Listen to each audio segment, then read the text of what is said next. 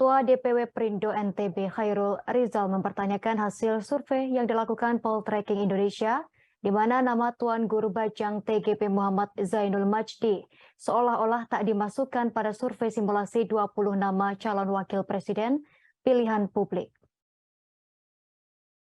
Padahal jelas pada survei simulasi 20 nama calon presiden capres TGP masuk dan meraih presentasi pilihan yang sama dengan 17 nama calon yang lain selain Prabowo, Ganjar Pranowo, dan Anies Baswedan yang memang meraih pilihan terbanyak.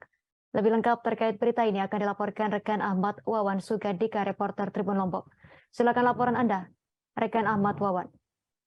Ya, terima kasih rekan Dina. Selamat siang, saya ucapkan dari Nusa Tenggara Barat. Memang pada kita ketahui sendiri pada Jumat tanggal 28 April 2023 kemarin itu Poltreking Indonesia telah merilis 20 simulasi nama capres dan cawapres untuk pemilu tahun 2024 mendatang.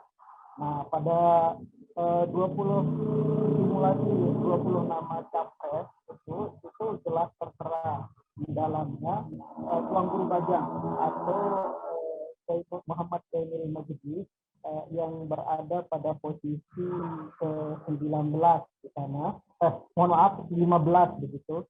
Di posisi 15 sebagai calon presiden untuk pilihan terbanyak dari masyarakat yang ada begitu, dengan presentasi yang didapatkan PJB pada saat itu sekitar 2,6 ya, 2,6%. Persentasi yang didapatkan atau voting yang didapatkan PJB itu sebenarnya tidak jauh berbeda dengan apa yang didapatkan oleh 17 nama capres yang lain, semisal Ridwan Kamil, kemudian Puan Maharani, yang memang rata-rata mendapatkan persentase margin error ya, atau kisaran 3%.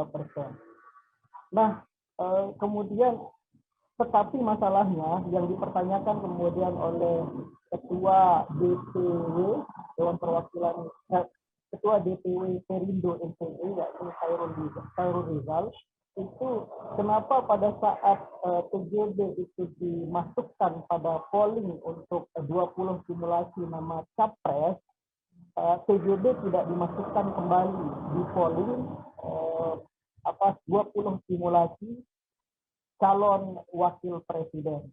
Sedangkan 17 nama selain daripada nama Prabowo Subianto, kemudian Ganjar Pranowo dan Anies Baswedan yang memang berada pada urutan pertama dengan suara terbanyak, itu kandidatnya masuk dalam kategori cawapres.